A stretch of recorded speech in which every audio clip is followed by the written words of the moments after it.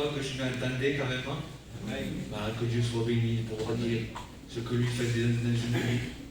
Mais pour ma part, j'ai grandi dans un foyer chrétien, bon, tout le monde me connaît ici. Mais bon, ça ne faisait pas de moi un chrétien. De très très jeune, j'étais un garçon qui était très angoissé. À un point où quand il venait là le soir, je faisais que pleurer. L'angoisse me prenait, ça y est, je pleurais comme un enfant. Et pour moi, le seul moyen de passer une bonne nuit, c'était de dormir avec mes parents. Parce que la paix qu'ils avaient, quand j'étais avec eux, je ressentais leur paix. Et ça me permettait de bien dormir. Et avec le temps, bon, les angoisses sont passées, j'ai grandi. Et bon, comme mes parents sont chrétiens, je venais à la réunion. Et quand je venais à la réunion, j'écoutais l'évangile, que j'écoutais les cantiques, les témoignages. Quand à la fin, il y avait un appel, je sentais mon cœur battre. Je sentais que Dieu m'appelait. Mais dans mon cœur, il y avait un combat. Je me disais, si tu te lèves, tu vas pleurer devant tout le monde, et ça fait honte ça. Mais en réalité, c'est faux. Parce que le jour où j'ai accepté Dieu, le jour où j'ai ouvert mon cœur à Dieu, je sentais qu'il y avait comme moi et lui. Qu'il y avait dans la personne, ça ne comptait plus. Et vous savez, à force de venir à la réunion, mais de rejeter l'appel de Dieu, il est venu un temps où j'ai pu sentir l'appel de Dieu. Et quand j'ai pu sentir cet appel, j'ai eu peur. Et l'ennemi est venu et il me disait, ça y est, pour toi c'est fini, tu ne peux plus te convertir. Et j'ai cru, mais sans réellement faire attention. Et vous savez, l'ennemi est méchant. Et un soir, en allant dans un café, je respecte que je vous dois, il y a un père qui est venu, on s'est disputé avec lui. Et mon cousin l'a frappé, je l'ai frappé à un point où, s'il portait plainte, je risquais de rentrer en prison. Mais moi, ça, je ne tenais pas compte. Et un soir, mon oncle, il me dit ça. Et quand lui me l'a dit, j'ai pris conscience de la gravité. Je dis, c'est vrai. Et il me dit, Tonton, mais écoute, il faut que je l'appelle parce que demain matin, je le vois. Et après, on verra. Je dis, ça va, Tonton. Je sors du café, je fais une prière à Dieu. Je dis, Seigneur, j'ai peur. Et je n'ai pas mis d'aller en prison, moi. Et vous savez, bon, ça n'a pas été la raison pour laquelle je me suis converti. Mais par la grâce de Dieu, je sais pas, il n'a pas porté plainte, parce que Dieu avait un plan pour ma vie. Dieu voulait un jour que je le rencontre. De une simple réunion comme celle-ci, Dieu encore m'a tendu la main. Moi, que j'ai rejeté Dieu tant de fois, vous savez, quand vous voulez faire du bien à quelqu'un, mais qui ne veut pas, au bout d'un moment, vous vous lassez. Mais Dieu ne se lasse pas. C'est tellement important. Ce soir, un conseil que je vous donne, laissez-vous bénir. Ne combattez plus Dieu. Que Dieu vous bénisse. Amen. Gloire au Seigneur. Et voilà, c'est un privilège de dire ce que le Seigneur a fait dans notre vie. Moi, j'ai grandi dans les choses de Dieu. Ma mère était chrétienne et de toute jeune, je venais à la réunion. Mais de toute jeune, mon cœur était attiré par les choses du monde. Et je me suis mariée jeune. Et dans le but de découvrir le monde. Et mon mari, qui lui ne connaissait pas les choses de Dieu, lui, il était attiré par les choses de Dieu. Et très vite, il a donné son cœur à Dieu. Mais moi, mon cœur ne voulait pas de Dieu. Et même si les sœurs me conseillaient, elles me disaient, sois la femme sage, bâtis ta maison, ne renverse pas ce que Dieu fait dans son cœur. Je m'efforçais, j'essayais, mais j'y arrivais pas parce que je n'avais pas rencontré Jésus. Je ne le voulais pas dans mon cœur. Je voulais le monde. Et mon mari était converti pendant 7-8 mois, je ne sais plus. Mais j'ai tout fait, je demande pardon, parce que Dieu voit que j'étais aveuglée. Je ne m'en rendais pas compte au moment donné. Et j'ai tout fait pour le faire enlever des choses de Dieu. Parce que je voyais ça comme un interdit. Tout me pesait, je me disais je ne peux plus aller au mariage, je ne peux plus aller nulle part.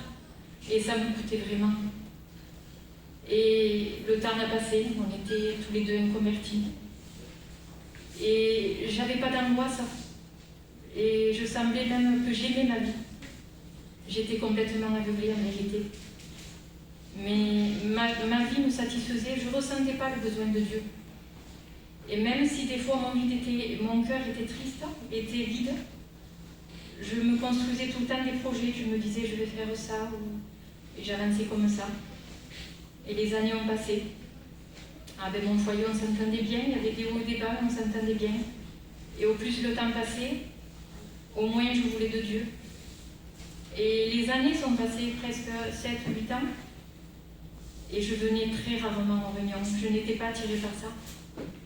Et il est même arrivé un jour où mon cœur ne croyait plus en Dieu. Je me disais que tout ça c'était inventé en vérité. J'étais aveuglée main et poing. Et pour couper court, je travaillais et je sais qu'à un moment donné, l'ennemi m'a ouvert des portes dans le travail. Il avait envie de détruire ma vie, mon foyer. Et j'ai évolué dans mon travail. J'ai pris un travail qui me prenait beaucoup de temps en vérité. Je m'en rendais pas compte, mais j'étais plus chez moi. J'étais plus à mon rôle de femme en vérité. Je travaillais tellement que je ne voyais pas ce qui se passait chez moi. Mais je remercie le Seigneur parce qu'à ce moment-là, il m'a mis une porte de secours. Parce qu'à ce moment-là, en vérité, je ne sais pas pourquoi, mais je ressentais des angoisses. Et je sais que les prières de l'église de ma mère, il étaient pour quelque chose. Je sais qu'à ce moment-là, je ressentais un besoin. Et mes yeux semblaient même s'ouvrir sur la réalité de la vie. Je me disais, dehors, il n'y a rien de bon. Moi qui aimais la vie en vérité, j'aimais, tout le monde me connaît ici, j'aimais les fêtes, les mariages, tout. Et quand j'y étais, je ne sais pas, mais j'étais vide, je faisais un semblant en vérité. Et un jour, j'étais tellement triste dans mon cœur, et ça n'allait pas avec mon foyer. Pourtant, nous, on s'entendait bien en vérité. Mais ça n'allait plus dans mon foyer. Je ne savais pas ce que lui faisait en vérité. Je ne savais pas à quel point il était lié avec la drogue. Et ça n'allait plus avec mon foyer. Et un jour, sans rien dire à personne, parce que tout le monde croyait que j'étais bien, mais dans le secret de ma chambre, j'ai crié à Dieu, mais de toutes mes forces. J'avais un désir de devenir chrétienne. Et même si l'ennemi me disait, c'est pas pour toi, tu n'y arriveras pas, je sais que maintenant c'était un mensonge. Parce que rien n'est impossible à Dieu. Et il a vu mon cœur, il était tellement vrai, je voulais tellement le rencontrer. Et je ne suis pas venue aux réunions de suite, je travaillais tellement que je ne pouvais pas venir aux réunions.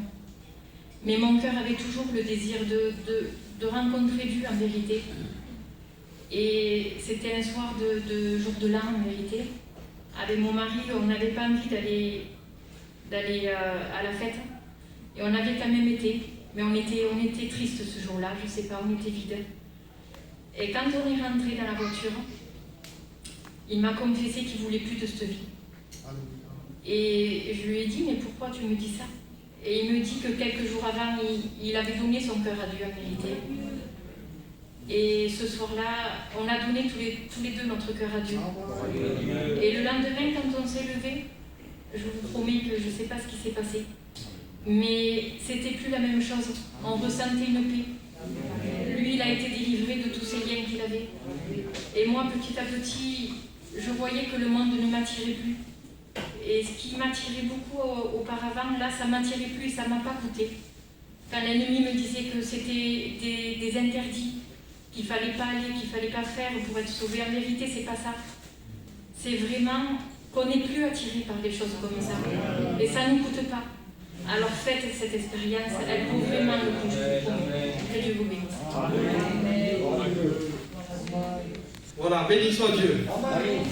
Voilà.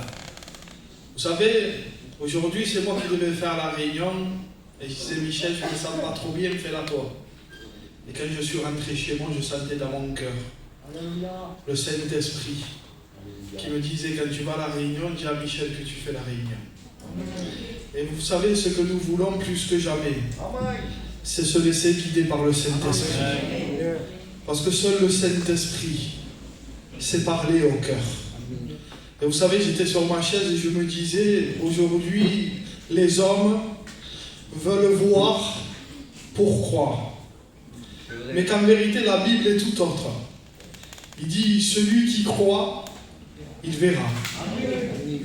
Et ce soir, la parole de Dieu, cette réunion est faite pour que ce soir, tu puisses croire en lui. Parce que seule la parole de Dieu peut créer en toi la foi. Pour que tu puisses croire ce soir. Et pour que tu puisses voir. Vous savez, il y a des gens qui veulent voir des miracles. Il y a des gens qui veulent voir des choses extraordinaires. Mais même s'ils les voient, vous savez, du temps de Jésus, je crois que la génération qui a été du temps de Jésus a été une génération qui a vu beaucoup de choses. A vu des miracles, a vu des guérisons, a vu des choses extraordinaires, plus que nous. Et des gens à ce temps-là, dans une génération qui a vu, ils n'ont pas cru. Et c'est pour ça que ce soir, plus que jamais, dans ce temps, dans cette génération que nous sommes, tu as besoin de croire à la parole de Dieu, de croire que celui qui parle au travers de ce livre est la bouche de Dieu. Ce n'est pas un sermon, ce n'est pas de belles paroles, ce n'est pas des choses préparées, mais c'est Dieu qui veut parler à ta vie. Et ce soir, nous voulons avoir une pleine liberté, une liberté du Saint-Esprit, d'après la parole de Dieu, pour avoir cette liberté ce soir dans ton cœur, que Dieu puisse te parler. Vous savez, il y a un verset dans la Bible qui me bouleverse et qui m'a bouleversé. Il y a quelques jours, je le lisais, je n'arrivais pas à sortir de ce texte, tellement je voyais l'amour de Dieu, tellement je voyais le cœur de Dieu, tellement je voyais son amour se manifester. Et je dis, Seigneur, si tu me donnes la possibilité, parce que nous voulons demander à Dieu, nous ne voulons pas prêcher pour prêcher, mais nous voulons être conduits par l'Esprit, nous voulons être conduits par sa parole. Et je dis, Seigneur, si un jour tu veux que je prêche sur ce verset, eh bien, fais-le. Parce que ce que nous voulons, c'est être dans la volonté de Dieu. Et ce soir, ce que j'aimerais, c'est que vous ne soyez pas distraits. Il y a tout, le diable va tout faire pour que ce soir tu sois distrait et que tu n'écoutes pas ce mot qui est là pour ta vie. Et nous allons prendre un verset, c'est dans Jérémie au chapitre 14 et au verset 17. Et vous savez, c'est Dieu qui va parler. C'est la bouche même de Dieu qui va parler pour des personnes. Et je le sais que ce soir, plus que jamais, Dieu veut te parler. Dieu veut encore te parler. Parce que Dieu ne cesse pas de parler. Tu rencontres un chrétien, Dieu te parle. Quelqu'un te témoigne de l'amour de Jésus, Dieu te parle. Vous savez, Dieu n'arrête pas de parler. Mais ce soir spécialement, Dieu veut te dire quelque chose à toi. Il ne veut pas le dire à ton voisin, mais il veut te le dire à toi personnellement. Parce que le salut est personnel. Vous savez, quand on rentrera dans le royaume des cieux, on rentrera seul. Et c'est pour ça que Dieu veut te parler. Et j'aimerais te dire cette parole ce soir qui sort de la bouche de Dieu. Il va dire, dis-leur cette parole. Et cette parole, je te promets qu'elle est pour toi. Les larmes coulent de mes yeux, nuit et jour, et elles ne s'arrêtent pas. Mais quel amour de la part de Dieu. Ces larmes coulent nuit et jour, et elles ne s'arrêtent pas. Et je disais, mais Seigneur, pourquoi tu pleures? Et Dieu me faisait comprendre dans mon cœur, parce que mon cœur a été touché. Parce que moi qui t'ai créé, moi qui t'ai formé, moi qui ai pris de la poussière de la terre, moi qui t'ai fait à mon image, à cause du péché, à cause de la transgression, je suis séparé de toi. Et à cause que je suis séparé de toi, à cause que tu es au loin, à cause que je ne peux plus avoir communion avec toi, à cause que je ne peux plus être près de toi, mes larmes coulent nuit et jour et ne s'arrêtent pas pour toi. Et Dieu me faisait comprendre parce que je ne supporte plus. Le cœur même de Dieu a été touché. Parce que Dieu ne supporte plus cette pensée d'être séparé de toi. Et tellement qu'il ne supporte plus cette pensée que tu sois loin de lui, que tu sois séparé de lui. Parce que Dieu est un Père. Et j'aimerais te dire que tu es son enfant. Et j'aimerais te dire aussi que tu as été créé par Dieu et que l'âme qui vit en toi ne t'appartient pas. Elle appartient à Dieu. Dieu a mis tout son amour pour te former, tout son amour pour que tu sois vivant, tout son amour pour que tu sois près de lui, pour qu'il prenne soin de toi, pour qu'il te manifeste tout son amour. Et nous voyons que son cœur même a été touché, nuit et jour. Les larmes coulent de ses yeux et elles ne peuvent pas s'arrêter parce que Dieu sait que tu vas être séparé de lui pour l'éternité. Et à cause de cela, à cause de cet amour pour toi, à cause qu'il ne supporte plus cette pensée d'être éloigné de toi, Dieu a été obligé, me disait dans mon cœur, de former un plan, de former un dessein. Parce que la seule chose qui a apaisé le cœur de Dieu s'appelle Jésus. Amen. Et c'est pour ça que Dieu a envoyé son Fils. Il a préféré être séparé de son Fils pour que toi, tu puisses revenir à lui. Est-ce que vous imaginez cette pensée? Est-ce que vous pouvez imaginer? Ce n'est pas Tatou qui pleure. Ce n'est pas le président de la République qui pleure. Mais ça a été les larmes de Dieu. Les larmes pleines d'amour. Est-ce que vous avez déjà vu quelqu'un qui aime quelqu'un de tout son cœur, qui ne peut pas être séparé de lui, et qu'il est séparé de cette propre personne? Ce n'est pas des larmes normales. On pleure à sanglots. On ne peut plus s'arrêter parce que notre cœur est triste. Et voilà le cœur de Dieu. Ce soir, le cœur de Dieu est triste. Il ne supporte plus que tu sois éloigné de lui, que tu vives dans ton péché, que tu es rétrogradé, que tu es allé loin de Dieu.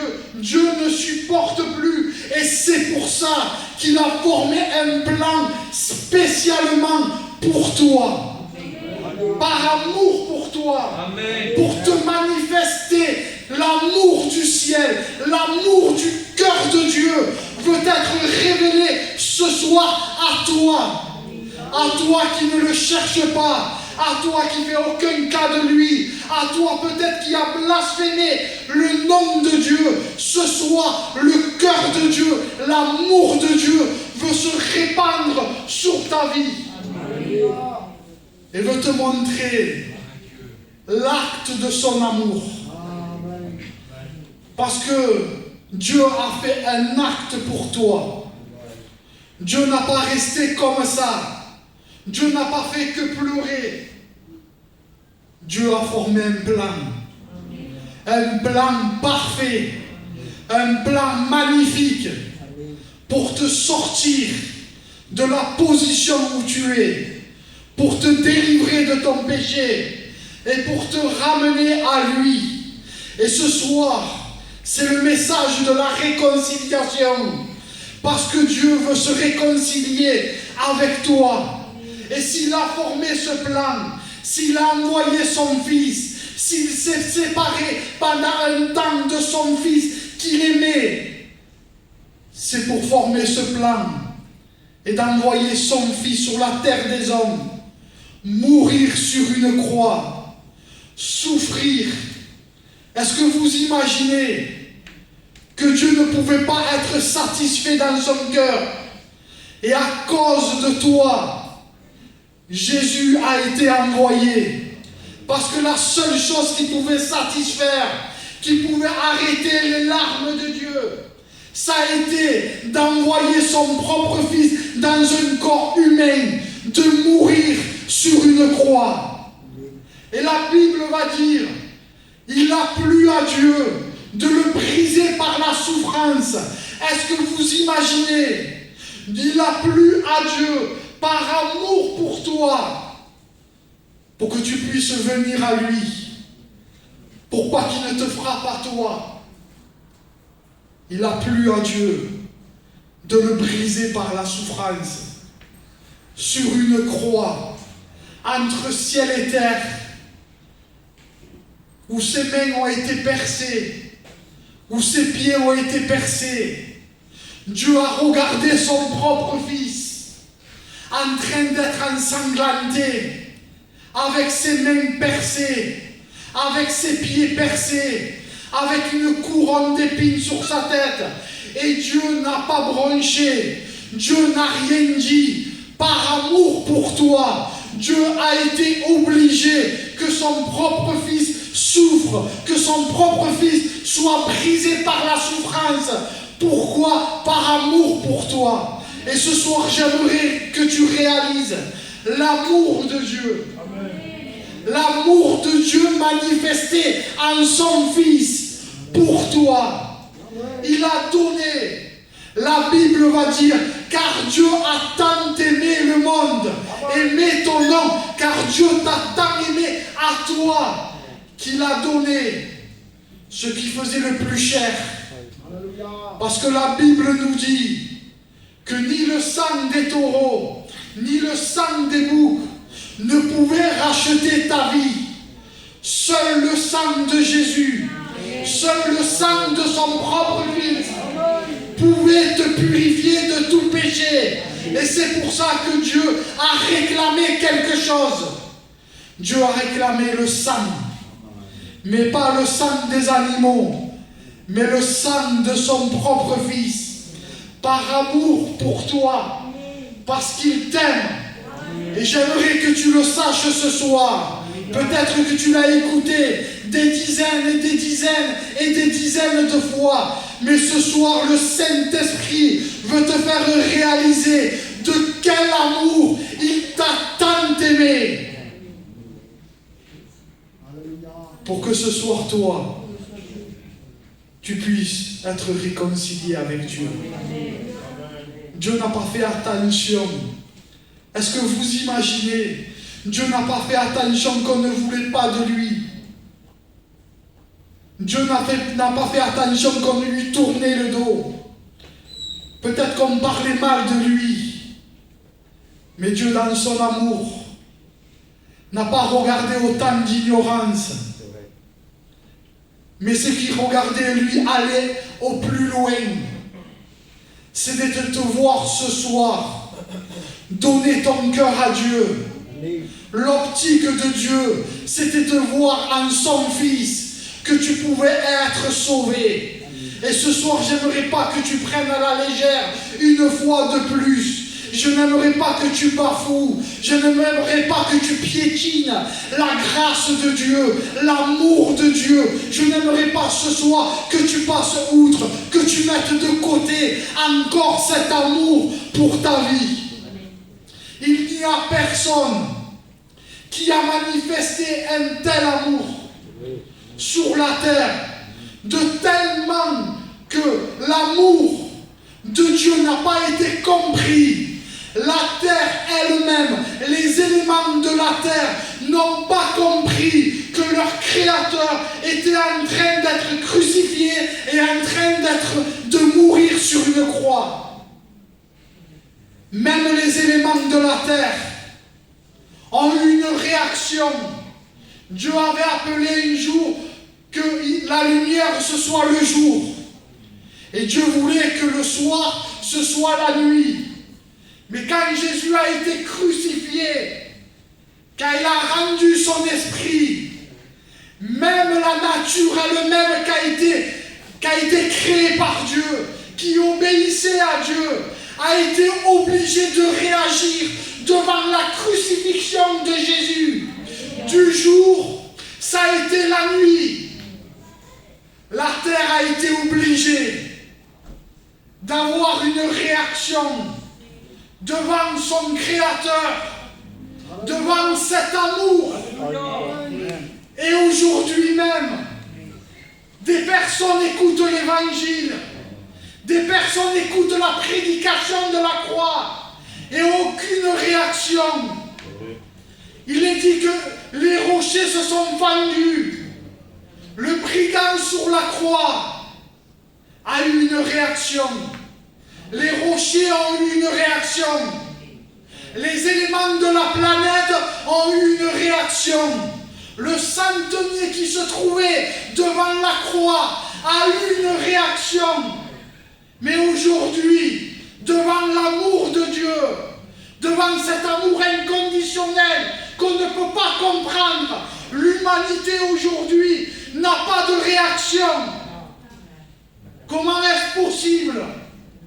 Devant quelqu'un qui nous aime, devant quelqu'un qui nous veut du bien, quelqu'un qui veut tout nous donner, comment se fait-il que l'humanité n'a aucune réaction? Et dans Luc, je crois que c'est au chapitre 19 ou au 21, la Bible dit, ils étaient là, ils se tenaient là, et ils regardaient. Mais qu'est-ce qu'ils étaient en train de regarder? Des gens étaient en train de regarder Jésus en train de se faire crucifier. Et ces gens-là étaient en train d'être des spectateurs. Pour eux, ils regardaient ça comme si c'était naturel. Autour de la croix, il y a eu beaucoup de gens. Des gens ont préféré tirer au sort. Quelle personne entre eux allait avoir la tunique de Jésus, au lieu de se soucier du message que Dieu était en train d'annoncer, au lieu de se soucier de l'amour de Dieu, au lieu de se soucier des paroles que Jésus était en train de dire sur la croix, eux, ce qui les intéressait, c'était de tirer au sort la tunique de Jésus. Ce qu'ils voulaient, c'était quelque chose qui appartient à Jésus. Et aujourd'hui, il y a trop de gens qui viennent à la réunion et qui sont spectateurs de la réunion et qui sont spectateurs du message de la croix. Eux, ce qui les intéresse, c'est ce qui appartient à Jésus. C'est la paix, c'est la joie, c'est un moment de bien-être. Mais les gens n'avaient pas compris qu'il y avait plus important que ça. Il y avait devant eux le Messie, le Sauveur. Il y avait l'agneau de Dieu qui ôte le péché du monde. Je te promets que c'est bien, que Dieu peut donner, que Dieu peut bénir, que Dieu peut réparer ton foyer, que Dieu peut te guérir. Mais j'aimerais te dire qu'il y a quelque chose de plus important dans une réunion, qu'il y a quelque chose de plus important en Jésus. C'est le pardon de tes péchés. Amen. Et dans cette réunion, ce que Dieu veut faire, c'est pardonner tes péchés. Parce que comme Michel le disait, il y a une condamnation qui sévit sur ta tête. Et c'est pour ça que nous voulons, nous, être des trompettes. Nous voulons être ces gens. Nous voulons être ces serviteurs. Vous savez, Jean le Baptiste a été envoyé dans une époque où c'était l'abandon de la foi complète. C'était dans un temps d'incrédulité. C'était dans un temps dur où Dieu ne parlait plus. Et Jean le Baptiste a été la voix qui crie dans le désert. Et nous voulons être dans ces temps où l'amour va se refroidir, dans ces temps de l'abandon de la foi. Nous voulons être ces serviteurs. Nous voulons être ces voix qui crient dans ton cœur, dans le désert de ta vie, parce que ta vie est un désert, ta vie est sèche. Pourquoi? Parce que Dieu n'y est pas. Et nous voulons alerter vos vies. Nous voulons alerter, parce qu'il y a un danger. Aujourd'hui, s'il y a des feux rouges, c'est parce qu'il ne faut pas aller dans une certaine limite. Dès qu'il y a un feu rouge, il faut se stopper. Et je te promets que le Seigneur ce soir, ce qu'il veut, c'est stopper ta vie. Parce que tu vas dans une direction qui va te faire un accident. Et vous savez, Dieu ne parle pas en vain. Dieu parle. Dieu parle. Amen. Et vous savez, je vais vous lire un autre verset. Regardez ce que la parole de Dieu dit. On va prendre Jérémie au chapitre 13 au verset 17. L'autre verset que j'ai lu, c'est le chapitre 14 au verset 17. Là, c'est le verset 13 au verset 17. Si vous n'écoutez pas, je pleurerai en secret à cause de votre orgueil. Dieu pleure parce qu'il est séparé de toi. Mais Dieu pleure aussi en secret parce qu'il y a de l'orgueil en toi. Parce que tu ne veux pas te convertir. Mais j'aimerais t'annoncer ce soir une bonne nouvelle. La Bible dit que quand un malheureux crie, l'Éternel entend le délivre. Mais j'aimerais te dire aussi que quand une âme se repent, le ciel est en fête. Et je te promets que si ce soir tu donnes ton cœur à Dieu, les larmes de Dieu ne couleront plus. Mais il y aura de la joie en lui. Mais pour cela, je suis jeune, mais je veux te donner un conseil. Mets ton orgueil de côté. Mets ta personnalité de côté. Mets qui tu es de côté. Et ce soir, vous savez ce que dit la Bible? Il dit, je résiste aux orgueilleux, mais je fais grâce aux humbles. Et si ce soir tu reconnais ton péché, si ce soir tu reconnais l'amour de Dieu, si ce soir tu reconnais que le cœur de Dieu t'a parlé, t'a manifesté son amour. Vous savez, l'amour de Dieu ne juge personne, ne pointe du doigt personne. Mais l'amour de Dieu t'accueille comme tu es. Et ce soir, ce qu'il veut, c'est une décision de ta part. Parce que les temps sont courts. Cet après-midi, il y a eu une prophétie qui disait les portes de la grâce vont se fermer. Et vous savez, il y a quelques mois, j'ai été réveillé dans la nuit à 4 h du matin et 2 fois, le Saint-Esprit m'a dit ça. La porte de la grâce va bientôt se fermer. Alors avant qu'elle se ferme, Dieu te donne la possibilité ce soir de te repentir, de venir à lui. J'aimerais ce soir qu'on courbe les fronts. J'aimerais ce soir qu'on laisse le Saint-Esprit agir dans les cœurs. Et j'aimerais avec moi que l'Église, nous soyons dans cet esprit de prière, dans cet esprit de combat.